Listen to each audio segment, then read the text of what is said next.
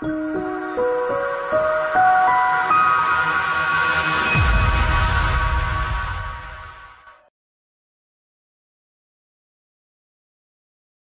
standing po, tayo po muna manalangin po sa ating We give you praise, Lord. We give you glory and we give you honor, Lord. Sa araw po na ito, we would like to thank you, Lord, for the opportunity of worshiping and exalting your name. Maraming pong salamat, Panginoon. Tunay, Panginoon, na ito isang pribilehiyo ng mga anak mo. At ito, Panginoon, ay isang bagay na pinipili namin na ikay purihin, sambahin, para po sa araw po na ito na itinakda mo. At kami naririto sa iyong banal na harapan, di lamang upang magbigay, Panginoon, ng pagpupurit parangal po sa inyo, upang amin rin namang mapakinggan ang iyong banal na kalooban. Linisin mo ang amin po mga puso. Patawarin kami sa lahat ng amin po mga kasalanan at hinihiling po namin, Panginoon, tulungan mo kami sa pamamagitan ng iyong Espiritu Santo na maunawaan namin, Panginoon, ang lahat ng sasabihin mo po sa amin, Panginoon Diyos. Tulungan mo kami at turuan para sa araw na ito na amin po nga makita ayon sa iyong paningin ang iyo pong mga salita po na ibabahagi mo po sa amin. At sa anumang aming mapapag-aralan para sa araw po na ito, Diyos, pahintulutan mo na ito po ay madala namin sa amin po mga buhay. Kami maging mga matagumpay bilang bahagi ng katawan po ninyo at kaming lahat ay magtulong-tulong upang umabot ng marami pang kaluluwa na ililigtas mo. Higit lalo sa napakalapit mo ng pagbabalik, Panginoon. Ihanda mo ang bawat isa po sa amin, Panginoon. Huwag po kaming mag-concentrate sa anumang kabigatan po namin. Huwag kami, Panginoon Diyos, mapokus sa lahat ng mga kawalan po sa amin, kundi makita namin, Panginoon, ang napakalaking kaloob na kaligtasan mo po sa buhay ng bawat isa po sa amin. Thank you so much. We give you praise and we give you glory. Bless your speaker, Lord, for today, Lord. This we pray in the mighty name of Jesus. Amen and amen and amen. So, let's open our Bible in the book of 1 Corinthians, no?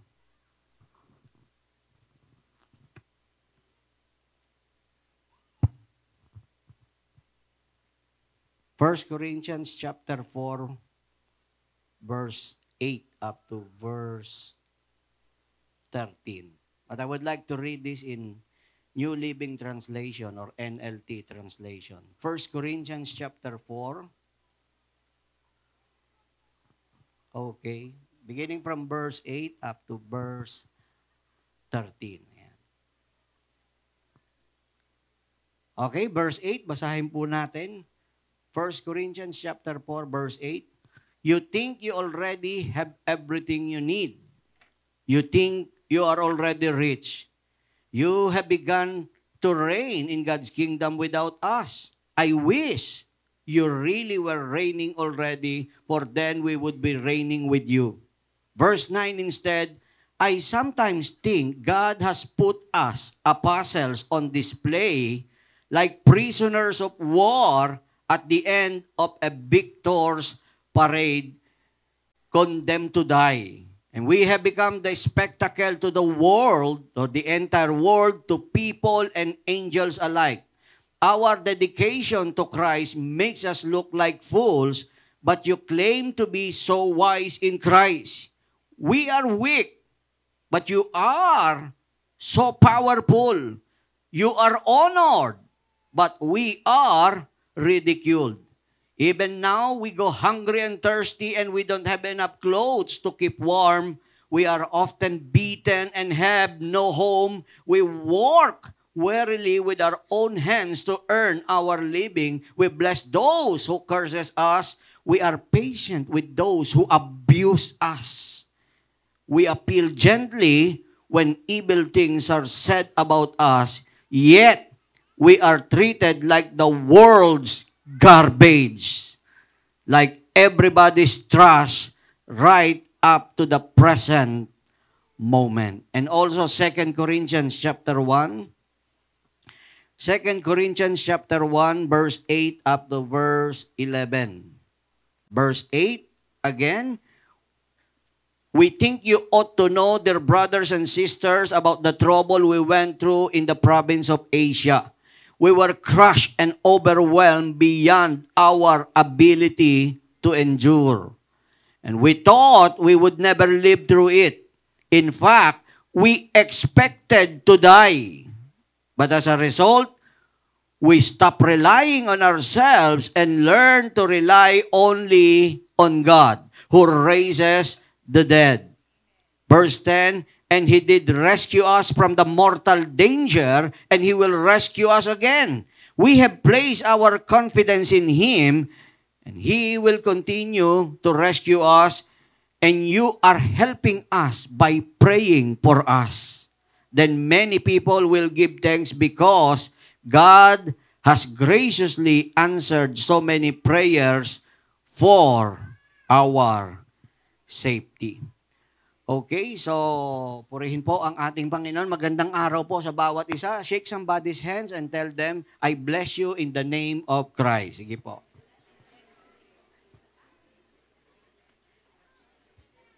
Sabihin niyo po, I bless you in the name of Christ. I-bless niyo po sila. Opo, sige po. Okay, ayan.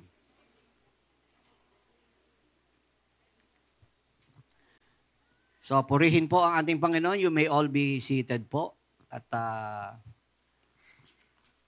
isang mapayapa na umaga po para po sa bawat isa po sa inyo.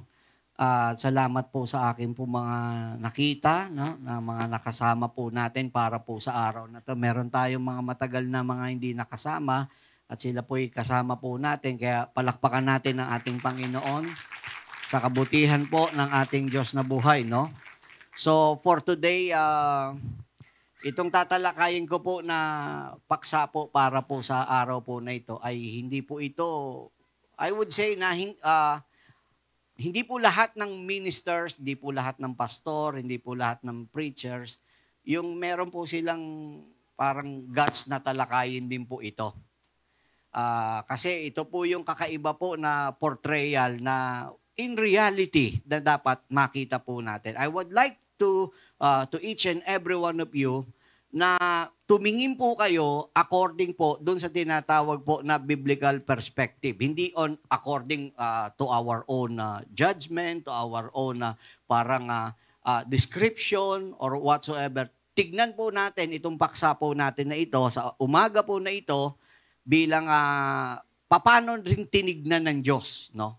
Itong tatalakayin po natin. And for today, no, ang tatalakayin po natin ay pinamagatan ko po itong examining the anthropological side of a pastor. So when you say anthropological side, no, ang ibig po sabihin po nito, we will talk about the human side, no, of every pastor, all of the preachers, all of the ministers, no.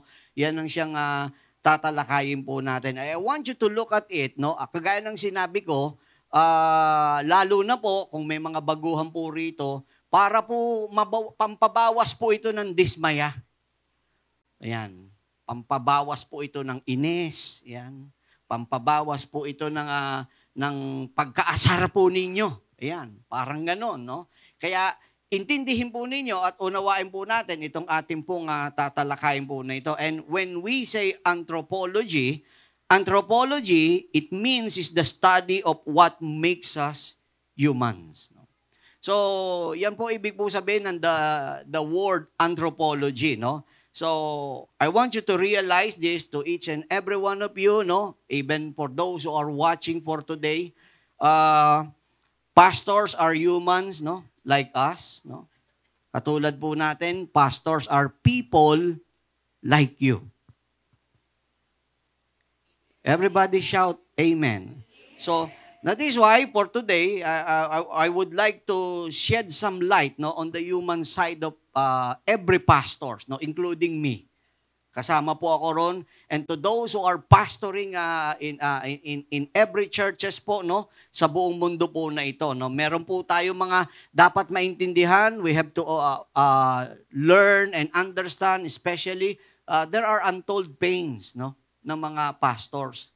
Marami po sa kanila, they've been portrayed as a Superman, superheroes. Diba? Amen. But, napakabihira na mabanggit, lalo na po sa pulpito po na to, yung kanila pong mga struggles, yung mga pains, discouragement, disappointments, no? Of which pastors are like you. Amen. So, hindi ko na po papahabain. Let me share with you unang-una po sa balsada po natin. I would like to talk on this first part po na to, the 5 myths about pastor. The 5 myths about pastor, no? So, let me share with you the 5 myths or misconception, no? Ano-ano po ito? Very quick. Number 1, they are mostly available on Sunday, no?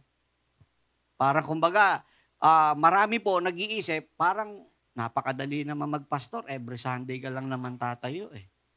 Sasalita ka sa mga tao. Tama?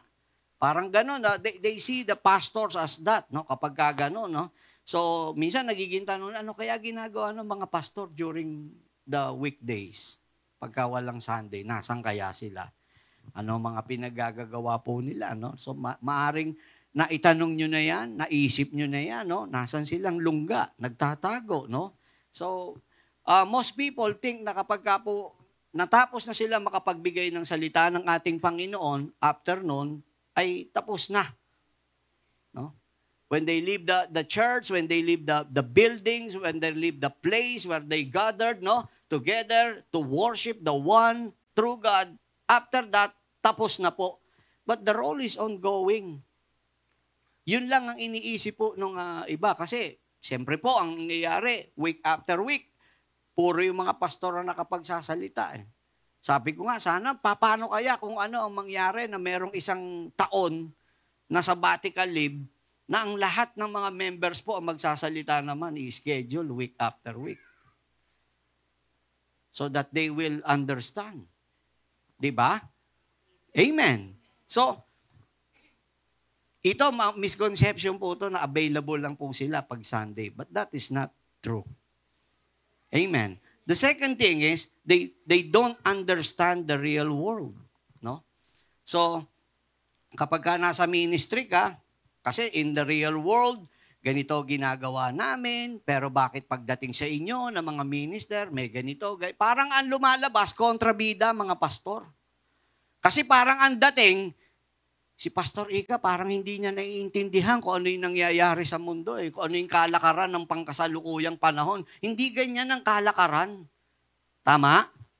So parang ang lumalabas, hindi nakakaunawa, nakakaintindi ang pastor. Lalo na kapag ka po yan, nakapagsalita, definitely kapag ka yung laban at kontra sa sanlibutan. Parang ang dating, killjoy na ang mga pastor. Tama?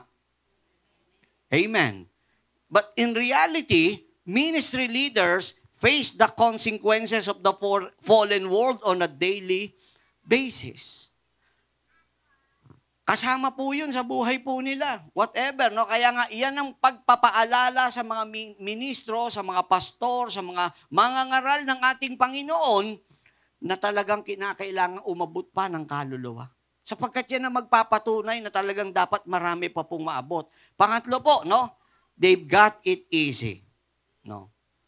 What do I mean when I say they've got it easy? No? Kasi po, minsan parang ang nangyayari, may mga parang sa pastor din po, parang sa ano rin po parang sa ordinaryo rin ng mga buhay po ng mga tao. Nagkakaroon din po minsan ng iba't ibang level na o antas ng pananaw para sa bawat isa sa kanila. Kung paano sa lipunan, yung mga tao po, may kanya-kanyang antas.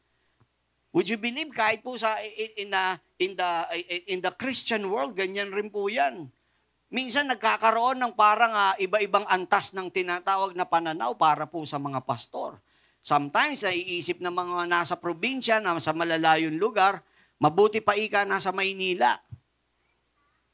Madali lang magpastor ika ron. Pag dito sa probinsya, mahirap. Or pag biniba naman natin, doon sa mga lugar na maayos ang lugar, at pagkatapos doon naman sa mga severely or highly persecuted areas, mahirap para po sa kanila. No? So, yun yung iniisip natin na kaya parang merong ganito, merong ganyan. So merong parang iba't ibang pananaw pagdating po sa ganun. At yung iba, nakaklasify nga na madali lang yun. And then, pagdating po sa bagay na yan, gaano ba kadali? Ito po, pakinggan po natin, isa sa mga dakilang pastor ng Bagong Tipan. Wala pong iba kung hindi po si Apostol Pablo. In the book of 2 Corinthians chapter 11, verse 26 and 27, ito po ang pagkakasabi po, no? On your screen, ito po, mababasa niyo po. Okay, so read it with me. Sabi po ni Paul, I have traveled on many long journeys. I have faced danger from rivers and from robbers. I have faced dangers from my own people. Kita nyo, may mga panganib talagang kinakaharap eh. Dangers from my own people, the Jews, as well as from the Gentiles. I have faced dangers in the cities, in the deserts, and on the seas. And I have faced danger from the men who claim to be believers but are not. Nakita niyo yung panganib po na to, panganib sa mga Hintil, panganib sa mga Hudyo, panganib po sa syudad, panganib daw po sa ilog, pagtatawid po sila, panganib rin daw po sa mga nagpapanggap na mga kapatid. Amen. Verse 27, I have worked hard and long, enduring many sleepless nights, and I have been hungry and thirsty. Nakita nyo, ito po, kita ninyo, parehong-pareho. Kung ano nararanasan ng ordinaryong tao, dinadanas rin nga nila. Nagugutom rin sila. Kahit parang tingin nyo, mukhang mataba sila. Diba? Amen. And have often gone without food. I have shivered in the cold. Giniginaw din po sila. Without enough clothing to keep me warm. But how Paul deal his difficulties po na ito? Paano niya kinaharap po ito? Kasi kasama po yun eh. Kita ninyo kung gaano katibay si Pablo, gaano ka-open. Kaya nga dapat lahat ng mga pastor, open din po sila eh. Talagang matalakay po ito. Na without of course siyempre po walang bias of course na maibigay po ng tama. Amen. Let's read this. Let's continue reading in verse 28 and verse 29. Then besides all this, eto pa. I have the daily burden of my concern for all the churches. Inaalala ko pa araw-araw ang mga iglesia. Kaya hindi lamang po Sunday po 'yun. Pag lumipas ang linggo, nag-i-start na rin silang mag-alala doon sa mga miyembro nila. Iniintindi rin nila yan. Pinagmamalasakitan nila yan. Hindi lang sila nakapagsasalita. Tama? And then, who is weak? Without my feeling that weakness. Yan ang sabi po. And who is led astray? I do not burn with anger. Sa Tagalog, tignan ninyo kung paano pinagdadaanan po ni Apostol Pablo. Gaano pinakita ni Pablo na talagang siya ay tao. Sa Tagalog po, basahin po natin. Ito po ang pagkakasabi. Bukod sa mga bagay na yan. Bukod sa mga bagay na yan. Pwede po ba sabay-sabay natin basahin? Okay. Sabay-sabay. Kayo lahat. 1, 2, 3. Bukod sa mga bagay na yan. Ay may... Oh, nakita ninyo? Bukod sa mga bagay na yaon, may mga umiinis sa akin.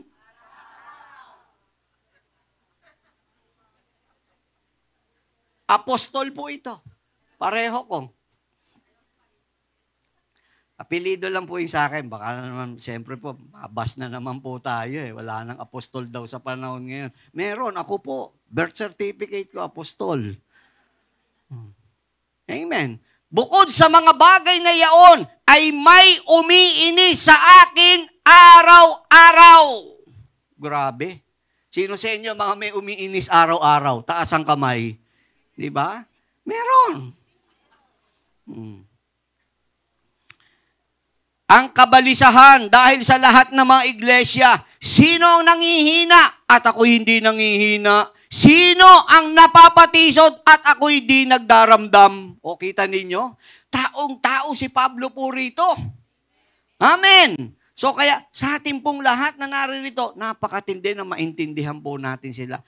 Another misconception, pang-apat po, they do not experience the same difficulties as others. This is most church people, believers think, na kapag tumingin sila sa pastor kasi parang napakalakas eh. Di ba? Pag nagsalita, napaka-energetic, na parang thinking nila, grabe, buti pa si pastor, walang problema eh. Buti pa si pastor, hindi nangihina eh. Buti pa yung mga pastor na yan, lagi silang malalakas. Buti pa yung mga pastor na yan, hindi dinadanas yung mga pinagdaraanan natin eh. Tama? Tama.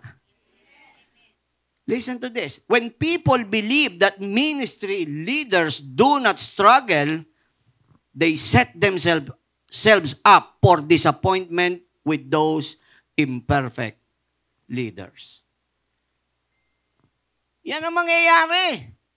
Kapag yan ang naging isip ninyo na hindi dinaranas ng mga pastor, hindi nila kinakaharap yung kinakaharap ninyo, madidisappoint kayo.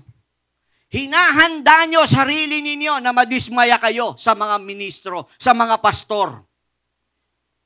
Amen.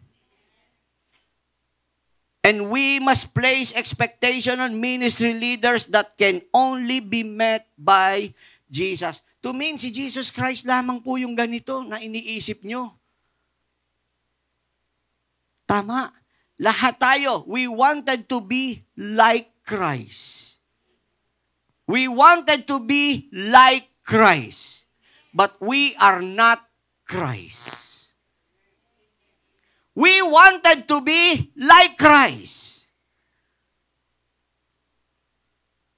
Pero hindi tayo si Kristo. Isa lang siya.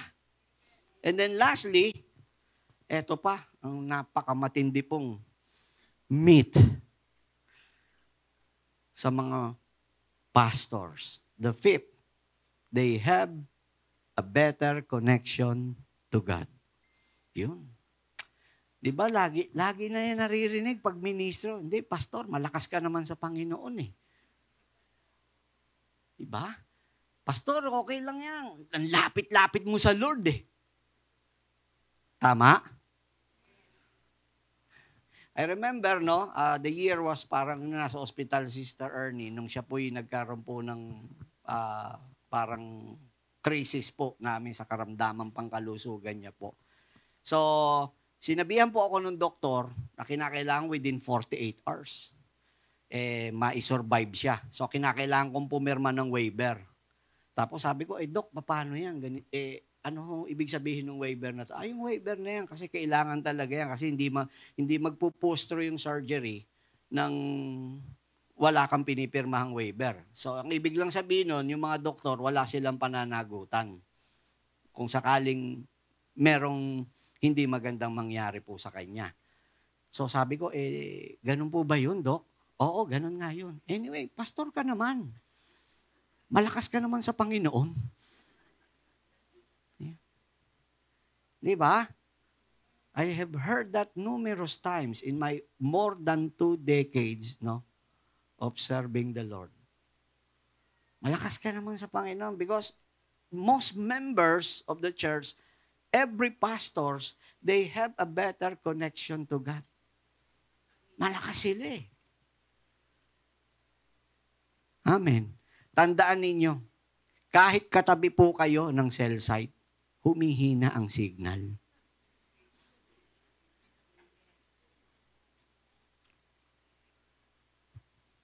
Tama?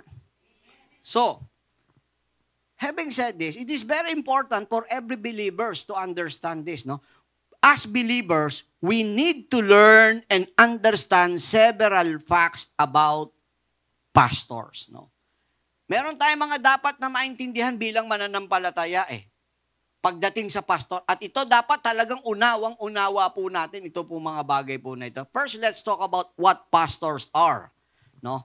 When you say pastor, pastor frequently referred to as a spiritual shepherds hold a unique and revered position in their communities, which is true. Kasi sila yung ginagamit para makapagsalita eh. Kumbaga sa ano, ganito lamang po yan. In company, para maintindihan po ninyo. Who are here mga nasa corporate world yung nagtatrabaho po. Sige po, yung working. So, standby po marami po sa atin. Grabe, no? Or I want to thank ng mga negosyante po kayo. Ayan, so, people work for you. So, in the corporate world, no, alam po ninyo, yung mga nagtatrabaho, alam niyo yan sa company po. Hindi naman po lahat, may kakayanan po na talagang makapagsalita. Meron sa company na mga tinatawag na mga presenter. Tama? So, they are the one na talagang nagsasalita para sa company. They explain whatever na gustong ipa-explain doon sa kumpanya. Hindi po lahat may capacity na makapagsalita. Now, it just happened, likewise, ganun din po sa church. Hindi po lahat kaya magsalita po rito. Nakakapanginig nga po rito eh. Ako po, bago mag-umpisa, talagang grabe rin po. Ever since na ako magsimula na tatayo, talagang hanggang ngayon, totoo po, kinakabahan po ako bago po ako umakyat. No? Pagdating ko rito, bahala ka na, Panginoon. Nasanay na lang ako na pag nandito ako, hindi ako pababayaan ng Panginoon. Likewise, sa lahat ng mga presenters ng company, ganun din naman po yun. They are not that different. It just happened, they were gifted na talagang makapagsalita to explain dun sa kumpanya. Tama? Hindi lahat kaya.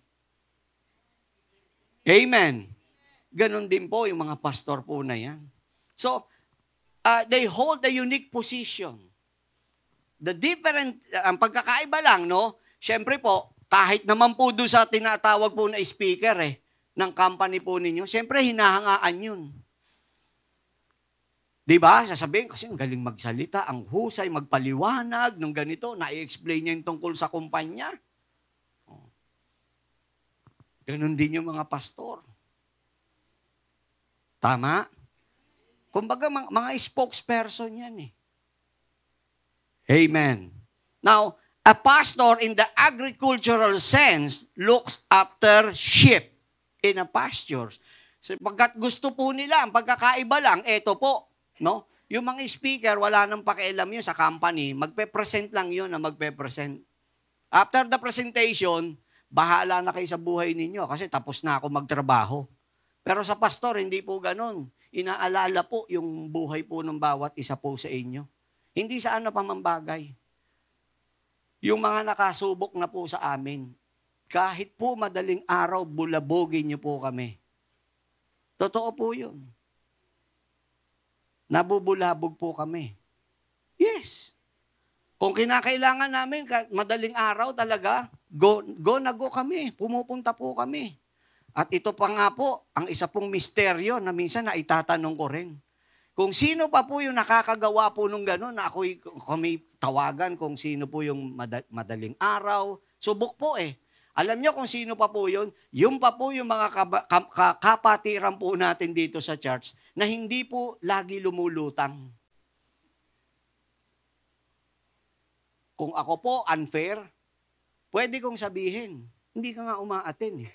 Pagkatapos madaling araw, gusto mo, puntahan kita ngayon, i-counseling ka, ipag-pray ka, pwede kong sabihin yun. But never in my entire ministry na nagtrato po ako ng ganon. Sapagkat ang tingin ko po sa inyo, kay umaating kayo palagi o hindi, tupa kayo ng Panginoon. Totoo po yun. Yung iba nga, binangungot lang eh.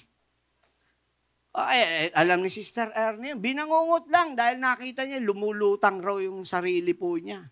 Madaling araw, 2:00, 3:00, punta kami. Pagdating rong, kape lang pala, solve na. Nagkape kami, nawala yung ano. Nakita ninyo, nagagawa ng kape. Amen. Okay.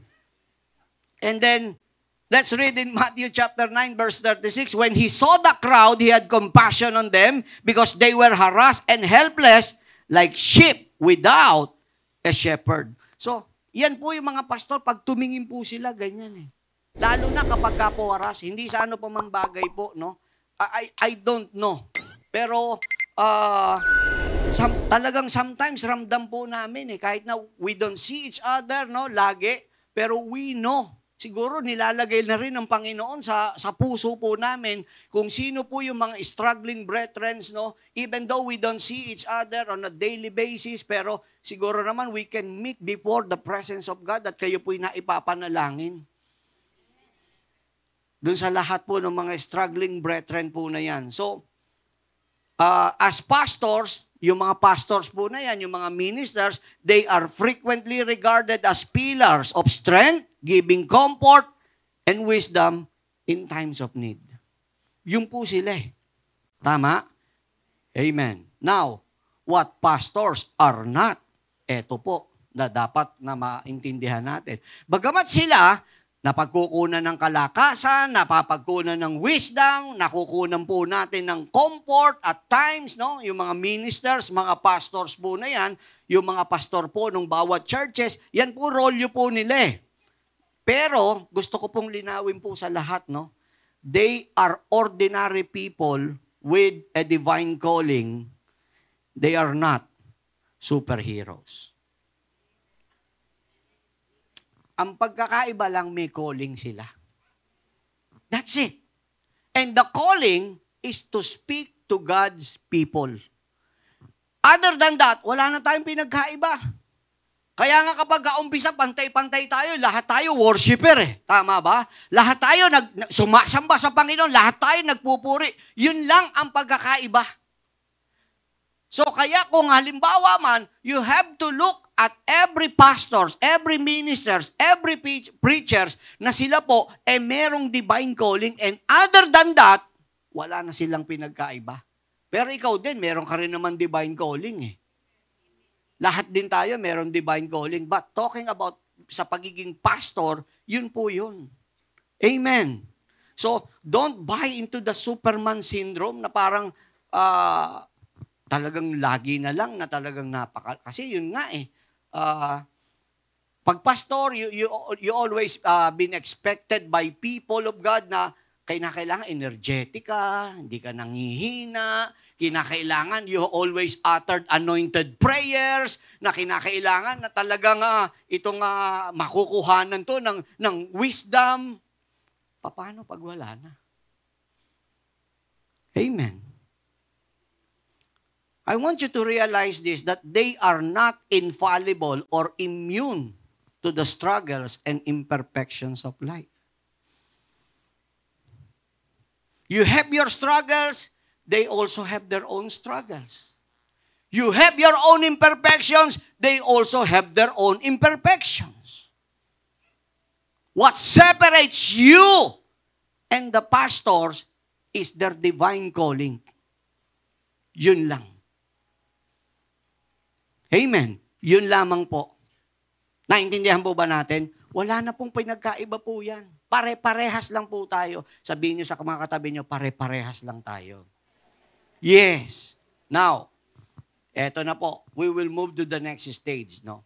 The third part of our lesson or topic for today. Unveiling the anthropological or the human side of pastors. Ito dapat maintindihan niyo. Ayan. Tao sila. Tao kami. Ha? Tao kami. Kung ano problema nyo, problema rin namin. May problema kayo sa sakit, ng daming pastor na may sakit. Tama? Problema ninyo sa pamilya, ang daming pastor. May problema sa pamilya. Problema ninyo, pera, problema lalo ng pastor yan. Tama? Although sometimes nakakalungkot, may mga pastor po talaga na nananagana po talaga. Ako naman, I have no against with that kung managana yung mga pastor. Against po ako sa pastor na mananagana po, yung kukuha po dito sa kaban. Never po namin ginawa po yan. Mga yan, pambayad lang po natin yan dito sa mga expenses po. Baka kala nyo, mga pumipihit na mga pogi po na yan, pwede sa lay hands po yan. Magagandang lalaki po yan, pero hindi po natin yan makukuha sa prayer. Babayaran natin sila, inuupahan po yan, buwan-buwan. Ito, papayag ba tong hotel na to? Sasabihin natin sa may-ari, pagpe-pray over namin kayong hotel na to at papastingan pa namin kayo. Gusto nyo, 3 days fasting pa. Di papayag yan. That is why we have expenses. No? Pero, hindi po namin yan na talaga kinukuha. Ako po, against din po ako sa pastor po na kumukulimbat po talaga. At kung kinakailangan man, kung gusto ng pastor na yumaman, magnegosyo po siya. Pagyabungin niya yung negosyo niya, dun siya magpayaman. Pero yung kukuha po sa kaba ng iglesia, ako mismo, against po ako dun. Mali po yun. Hindi po tama po yun. Naiintindihan po ba ninyo? Palakpakan natin ang ating Diyos na buhay. So, let me share with you the 7 unknown pains of pastors. No? The 7 unknown pains, no, of pastors. Ano-ano po ito? Una, no? Facing criticism, no? They are used to receiving criticism. They are so familiar sa pagtanggap ng mga kritisismo. Alam nyo, kapag ka ikaw, pastor, at mahina ang loob mo sa pagtanggap ng kritisismo, hindi po tatagal po yan. Kailangan medyo matibay ang dibdib po, ang kalooban ng isang pastor, no? They are expected to be the role model of the church, no, in terms of morality and virtue. Pero alam po ninyo, when they fall short of this expectation, kadalasan, they face harsh judgment. Iba po ang paghatol pagka yung pastor na po ang ang nagkamali. Grabe, ilang kamay kayo. Di ba? Imagine niyo na lang yan, lahat ng kamay ninyo nakaturo sa akin. Sample nga, sige nga, turo nyo nga ako. Lahat sabay-sabay lang para makita nyo, para ma-imagine ko. Sige, lahat kayo. Turo nyo ako, sige, lahat. Point your finger. Sige, biro ninyo. Grabe, no? Oh my. You know, yung pressure po na yan po kadalasan po na-overwhelm ang mga ministers, mga pastors, mga preachers, no? In a sense, no, that will result to isolation. Totoo po yun. Maraming pastor, hindi po yan masasabing pastor nang hindi po yan na-criticize. Diretso po, walang kwenta pagpapastor ng sino man nang hindi ka na-criticize. Walang silbi. Yung pagiging pastor mo, tapos hindi ka na-criticize, walang kwenta. Amen. Now, dahil po ron, kasama po yan sa buhay po nila. No? Kitignan ninyo, ang mga pastor, kadalasan sila nasisisi. Number 1, kapag halimbawa hindi lumalago ang church, sisisihin yung pastor. Pag mahaba ang service, sisisihin yung pastor. Pambira naman si pastor, ba't ang haba-haba naman ng service? Di ba? Sa sermon, sa preaching, pagka napapahaba, nako, ang dami mo na makikitang ganyan. Puro pastor ang may kasalanan. Tama ba? Napahaba yung preaching, napahaba yung service, no? Pagka halimbawang nawala ng involvement yung church sa ganito, lahat puro ang may kasalanan, pastor. Ang complaint lagi nasa pastor. Amen. So, kaya kung mapupuna po ninyo, napakarami pong pastor po talaga, kapag hindi po nasanay sa mga ganyan, magre-resulta po yan ang hindi maganda po sa kanya. Kaya nga minsan talaga, literal I don't know. Napanood ko tuloy sa YouTube, merong isang pastor tuloy, talagang pinukpok ng Bible po yung yung member po niya. Yes, Sunday service po ito Alam niyo kung bakit po pinukpok? Tulog. Totoo po yun. Tapikin nyo nga yung katabi nyo. Baka gising pa. Huwag niyong pukpukin, ha? Amen. So, kaya yan, nangyayari po yan sa buhay po ng isang ministro. Kasama po yan. Amen. Okay, next. Pangalawa po, ito. Mistakes and failures. Baka kala nyo kayo lang ang nagkakamali. Nabibigo. Nakatayo lang sila rito eh. Pag tinignan nyo, kala nyo walang pagkakamali eh. Tama ba? Pag tinignan nyo, kala nyo hindi nabibigo. Amen. Mali eh. Siguro lumagay po tayo sa salita ng Panginoon. Pag nilagay nyo ang isip nyo, puso nyo sa salita ng Diyos, hindi po kayo madidisappoint. Alam nyo kung bakit? Ito po ang winiwika, sinasabi po, in the book of Ecclesiastes, no? Chapter 7, verse 20, in the Message translation, ito po, I would like to read this in 3 translation, pati Tagalog nilagay ko para makita ninyo. There's not one totally good person on earth, not one who is truly pure and sinless. Amen. In GNT translation, there is no one on earth who does what is right all the time. Ito, puro mabuti na ginagawa niya all the time, ha? And never makes a mistakes. Amen. Tagalog, walang taong nabubuhay sa daigdig na gumagawa ng mabuti at hindi nagkakasala.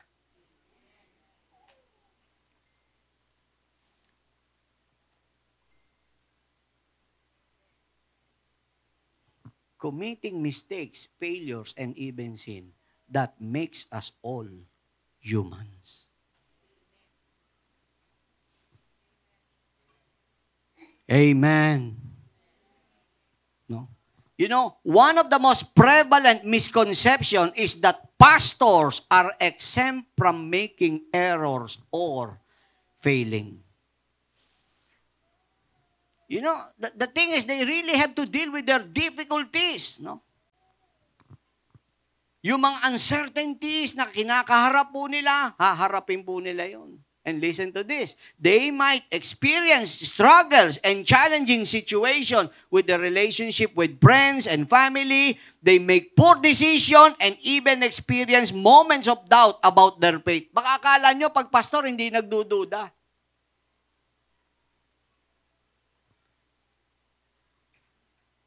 Ang isa sa madalas mapagdudahan ng isang pastor, yung calling po nila. Totoo po yun. Hindi po ako naniniwala po na wala pong pastor po na nagduda po na sila'y tinawag o hindi. Amen. So, ito yung mga dinaranas po nila. Kasama po yan. Pagpapaalala na sila ay tao ring tulad natin. Amen. Another thing, pangatlo po, is emotional and mental health.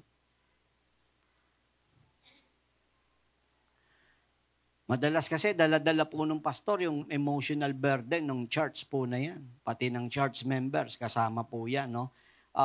They listen every time na magka-counseling sila o may makakausap po sila.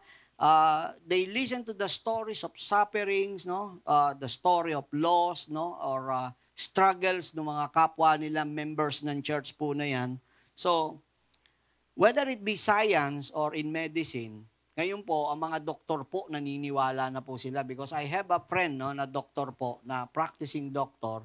Sinasabi po nila, sa paniniwala po nila, siyempre, maharap po sila sa mga pasyente po na may sakit, di po ba? So ngayon, na nangyayari, although, ialis muna natin yung part na contagious po, yung sakit po, pero sinasabi po nila, na-absorb daw po nila. Yung, biro nyo, doktor po ito, nagulat ako eh.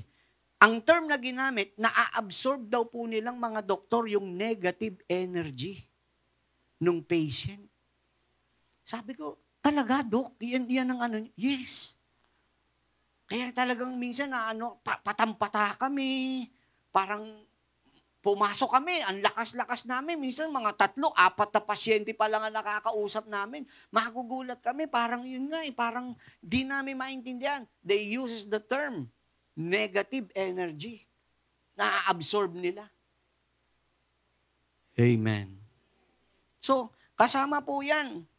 Their mental health may be impacted by this emotional toll which can result in stress, burnout, and feeling inadequacy. Baka akala nyo wala pong pastor po na hindi po dumaranas nung tinatawag po na depression. Nakita nyo, may mga nabalitaan ba kayo na mga pastor na nag-suicide? It pains me to know na isang pastor, no? The year was 2021 at the peak, no, nito pong pandemic po na to. In a span of 4 months, 3 pastor sunod-sunod nag-suicide. So you may be asking, bakit ganun? Pastor yan, Word of God dala, nag-i-encourage yan, nagpapalakas yan. Nagpapalakas sila pag nandito sila. Pag bumabayan, they are just people like us.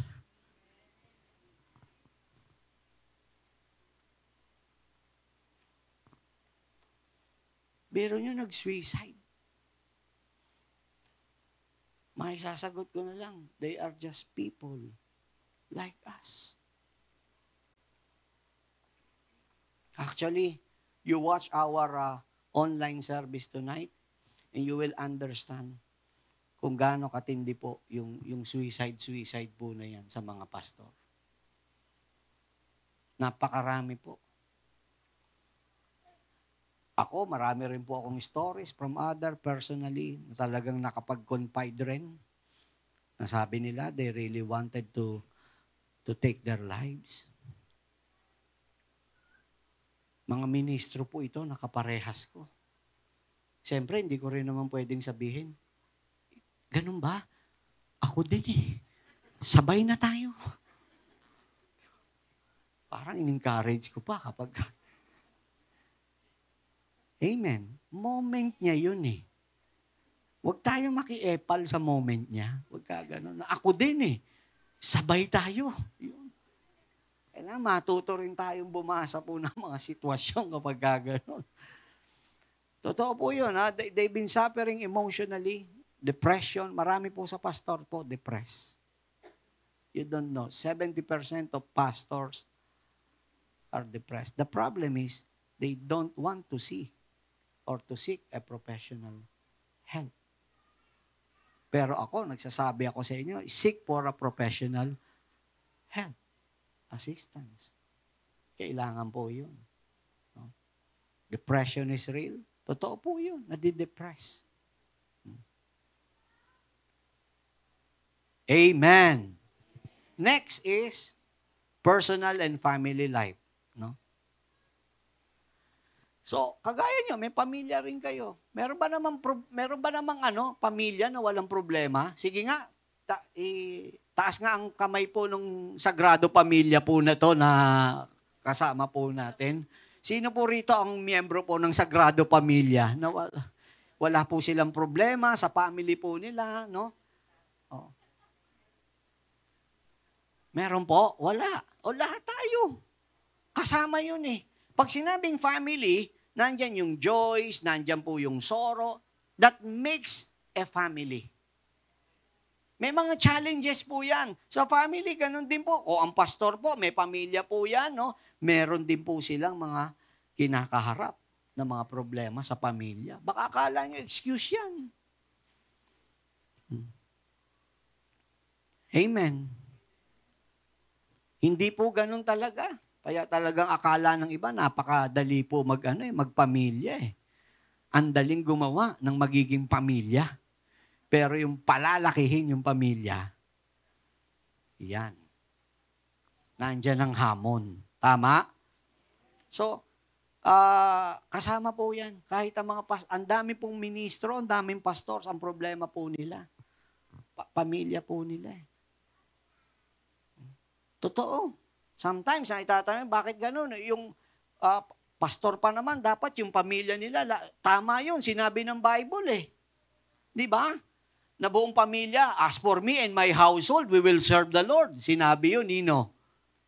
Ni Joshua. O, paano ko ibigay ko sa inyo si Job sa Bible? Si Job may 10 anak. Yung 10 anak niya, si Job, napakatapat sa Panginoon. Yung 10 anak niya, lasenggo. O, mapababae, mapalalaki, lasenggo.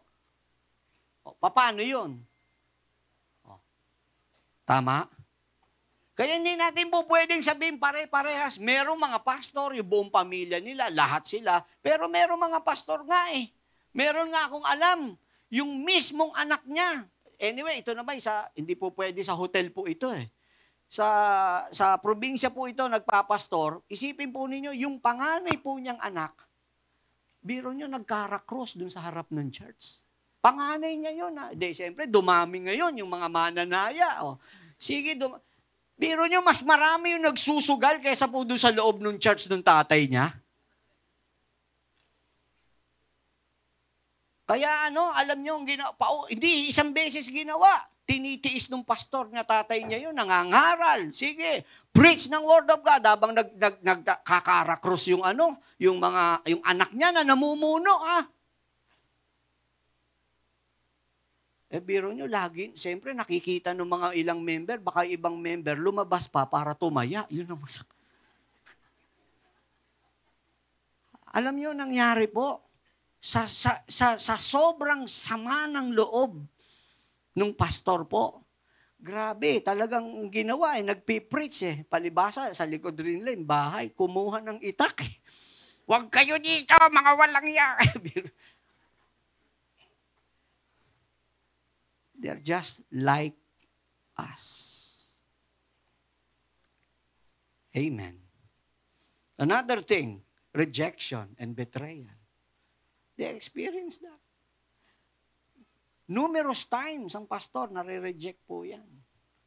I remember na isang pastor po, meron po siyang binisita. Isipin po niyo, ang intensyon, nalaman po ng pastor, actually hindi siya.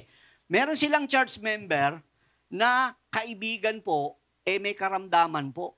So sabi nung member, kaya minsan mahirap din yung gano'n, no? Pastor, sabi nung member sa church, baka po pwede po, puntahan po natin yung kapitbahay namin na kaibigan ko. May sakit ho, ipag-pray nyo lang. Siyempre, prayer po tama? Ginawa ni pastor, bihis naman si pastor. Pagkatapos po, pumunta. Pagkaharap po, eto na, yung may karamdaman, lumabas ngayon yung asawa. Sinosolwin po nitong nung member nila ito. Papag-pray pagkakita, sabi gano'n, bakit ka nandito? Sabi, sa pastor, bakit ka nandito? Ay, inimbitahan lang ako para ipag-pray ho yung may sakit ho Sino nagpapunta sa iyo? Hindi kita pinapupunta. Biro nyo, ipapag-pray lang. Papag-pray ko lang ho yung asawa nyo na may sakit. Hindi ko kailangan ng prayer mo. Sakit, no? Grabe, di ba? Nagkakapi lang yung pastor habang nagme-meditate, biglang pumunta yung miyembro at inaya, ipag-pray yung kaibigan na kapitbahay. Pagkatapos yung pamararana, ay grabe, hapdi. Di ba? Amen. No? Ganun po talaga Sometimes, ang hirap din na maging pastor sa panahon natin ngayon. Talagang ikay, parang madidiskwento ka, no? Rejection based on race, gender, age, belief affects pastors. Ito hindi ko maintindihan no? Nung nag-umpisa po ako mag-ministry po, napakabata ko po. Totoo po 'yun. Bata itsura ko lalo nun. Try to imagine. That was more than 25 years ago. 'Di ba? Yung ngayon pa nga lang ayan. Bida ko sa. 'Di ba? Mukha pa rin. 'Di ba? Imagine po ninyo, nung araw, lagi na lang ang reklamo. Sasabihin, napakabata naman ng pastor niyo. Bata naman. Buti na lang may karugtong, may compensation, kahit o compliment. Pero pogi. Yun. Lagi na lang yun, bata yung pastor niyo, bata yung pastor ninyo. Ngayon naman, umidad na ako at nagkaputi na ako ng buhok. Yun naman ang sinasabi, bakit hindi magkulay si pastor? Ano ba talaga, ate, kuya?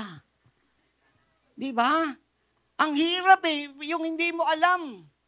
Pag sobrang bata, pagka naman sobrang tanda na, sasabihin, napakatanda na ng pastor na to. Ano ba hinahanap ninyo? Di ba? Amen.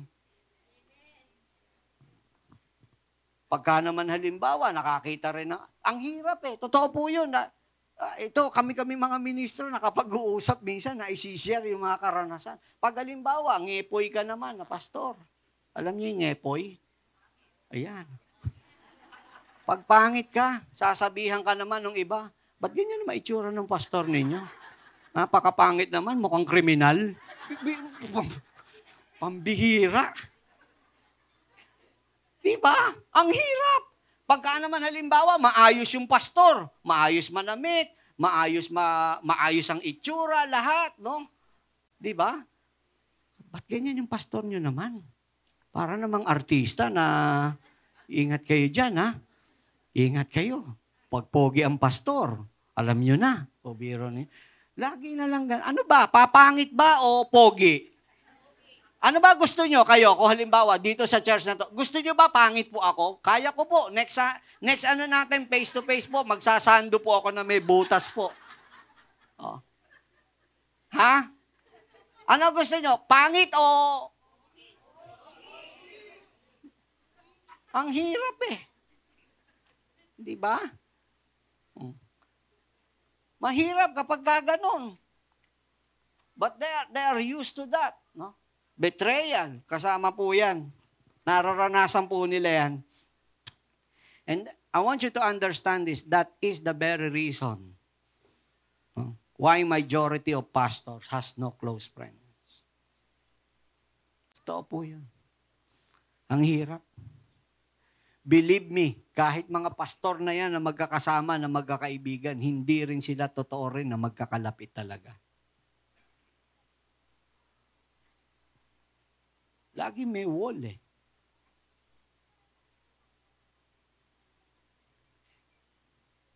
Amen. Kaya ang hirap. Paano kung halimbawa, okay lang yun kung yung pastor talagang lone wolf siya Pero paano kung very sociable yung pastor? Di ba? And the next, loneliness and weariness. 2 Corinthians chapter 11 verse 27, I have lived with weariness and pain. Yan ang sabi ni Paul. Grabe. And sleepless night. Often I have been hungry and thirsty and have gone without food. Often I have shivered with cold without enough clothing to keep me warm. Talagang lonely, nagsosolo po talaga. I remember meron pong isang Bible seminary po somewhere in Sri Lanka. The superintendent of that Bible school, hindi nila kaibigan. And then yung pastor din na naroroon, hindi rin po kaibigan. So, eto ngayon, sa Bible seminary nila, tinuturuan po sila at sinasabi po sa kanila, na kayo magpapastor at bilang kayo magpapastor, humanda kayo sapagkat wala kayong magiging kaibigan. Kasi pag sinabing kaibigan, lalo na yung totoo yung totoo, sabihin nyo nga sabay-sabay, totoo. Isa pa po, totoo. Ang totoong kaibigan, no judgment. Tatanggapin ka niyan. Tama? Regardless, kalbo ka, makapal ang buhok mo, pangu ka, pilay ka. Tama? Tama? Kebungi ka, di ba? Whatever, lahat yan tanggap ka. Pero bihira yun. Very rare. And if you can find one, they are a gift from God. You really have to treasure them. Wag mo nang pakawalan yan. Tama ba? Huwag mo nang gawing totga pa yan. Kaibigan na lang, tinotga mo pa. Di ba? True friend mo na eh. Tama? Huwag niyong papakawalan yan kapag ka merong ganyan. Yan yung kahit anong mangyari, they will remain with you. Amen. So, kaya yun, nakakalungkot. Sino ngayon ang lalapitan ng mga pastor? Pag sila'y may mga dinadala sa buhay. Kasi kung walang close friend yan, walang best friend yan eh. Kanino magsasabi yan? Sasabihin nyo, may asawa naman yan eh. Tama. May asawa. Paano kung walang asawa? Pangalawa, kung may asawa, dapat best friend niya yun.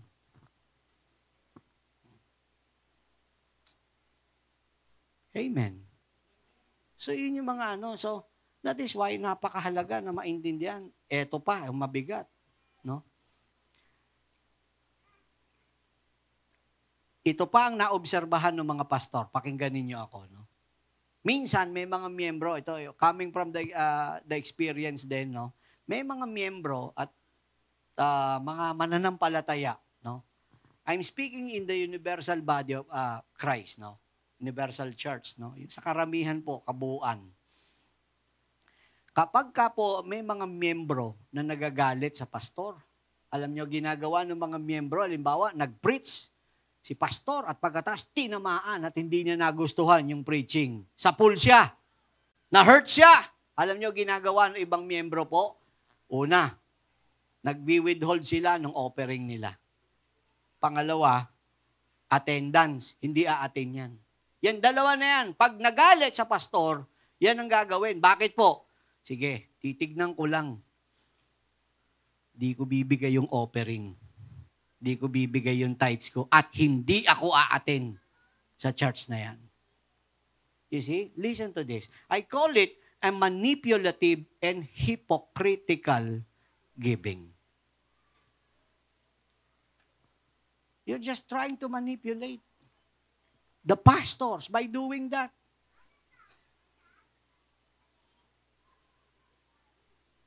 Amen. And that is hypocritical giving. Ibig sabihin, hindi mo pala sa Panginoon binibigay yan. If you will give para po sa church, and then ang intention mo is to control or to manipulate the pastors, the ministers, the ministry leaders, hindi po tama po yan. Hindi po tama po yan. Amen. Merong ganun. Nangyayari po yan. Karamihan. Pero ninyo, sa Pilipinas, sa ibang bansa, nangyayari po yan. Amen. And then, lastly, disappointments and frustrations.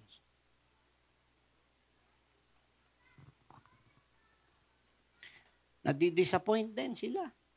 Sanay po yan. Week after week. No? Frustrations, nandoon din. Paano kapag dumaan po ang pastor din sa tinatawag po na midlife crisis? Pagkatas, meron silang problema sa church, no? What will happen to them? Sabi ko sa inyo, pati ba yan po ang pagiging pastor? Amen. Yun lang, pagka nawala na, pasensya na lang. Pastors are like us. They are humans like us. Amen. So, I'm about to close. Pastor, like all people, are not superhuman beings. Hindi po sila mga superhuman beings, Superman po, no? They are capable of making mistakes, facing difficulties, and going through the full range of human emotions. Nagagalit rin po sila. Gusto ko nga po palang ipaalam po ito, ha? Para kasing pagpastor ka, bawal magalit. Ang masama naman, yung laging galit. Yun ang mali yun. Pero yung kapag ka ikaw kasi emotion yan eh. No? You really have to understand, no? Yung emotions ng tao, Pagka sinabing full range emotion, the positive and the negative, yung joy, no? Yung laughter, yan, emotion po yan eh. Sorrows, no? Kasama po yun. Kaya pabayaan nyo, kung halimbawa maninindim, huwag nyo i-judge na, pambira naman si pastor, ba't nalulungkot? Di bale, kung nakita nyo, isang taong malungkot na si pastor. Pero yung dumaan lang siya through a series or periods or episodes of parang loneliness or emotional disturbance, pabayaan niyo po sila. Tao rin po sila. Huwag niyo silang i-judge. Pabayaan niyo silang maging tao. Tama po ba? Ganun po talaga eh. Nagkakamali. Parang bawal sila magkamali. Hindi nga po sila si Jesus Christ eh. Di ba? Amen. We want to be like Christ, but we are not Christ. Amen. Tama po ba? It's a good thing naman sa akin po, no?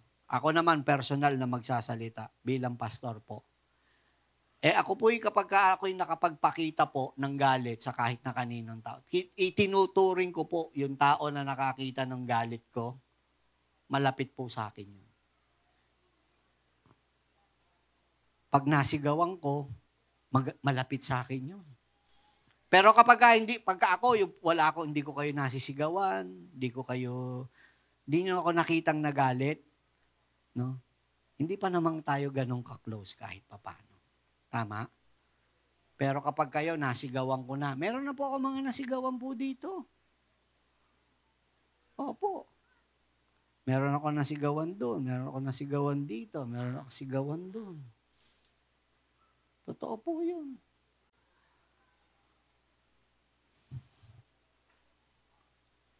Amen. At kung sila umiiyak, pabayaan nyo silang umiyak. Amen. Yun po sila eh. Pastors are not superhuman figures, but individuals with their own flaws and imperfections. Meron silang mga kanya-kanyang pong kahinaan. Katulad ninyo. Kung ano yung kahinaan ninyo, baka yun, kahinaan lang rin nila. Ngayon, ito po masasabi ko po sa inyo. Paano natin sila titignan? Pag tumayo ang lahat ng pastor, you see them as they are fulfilling their divine calling. Tama? They are responding to God's call. Yun po yun. Every time na makikita nyo, ginagamit, huwag nyo siyang tignan as siya yung pastor na the other side. Tignan nyo yung calling niya. Pag tumayo, nag-preach, yung calling niya, ang tignan nyo. Ayan, pagdating roon. Tama po ba? Pagkatapos naman po noon, yun naman susunod po. Yung paparehas na, kung ano yung kinakailangan na nararanasan nyo, kung kayo nasasaktan, pabayaan nyo rin sila na maramdaman nila na nasasaktan po sila. Amen. So, in closing, I would like to thank each and every one of you. Thank you sa lahat ng prayers, no? Thank you for all your understanding. Thank you for all your support. And thank you for all of your appreciations. Ginawa ko lang po itong mensahe po na ito para makita nyo po yung human side. Ulitin ko, may pastor po na nagbibigti. Ha? May pastor po na mga nagsusuicide, kasama po yan. May mga pastor na tumalon din sa building, mga nakakalungkot na balita po yan. But that makes them humans also. Tama? Amen. So, kumbaga po, dapat hindi na po natin gano'n na parang, paano po ba to? Ganun po talaga eh. Kung ano yung capacity ninyo na magkamali, yun din ang capacity nila na magkamali. Amen. So, I can tell a lot of stories regarding po sa ganyan. Meron naman mga ministers na on the moral failure, marami pong nakagawa po niyan, pero iba naman, hindi naman sa moral failure, yung iba naman, pastor na nag-i-involve sa drugs, ganun.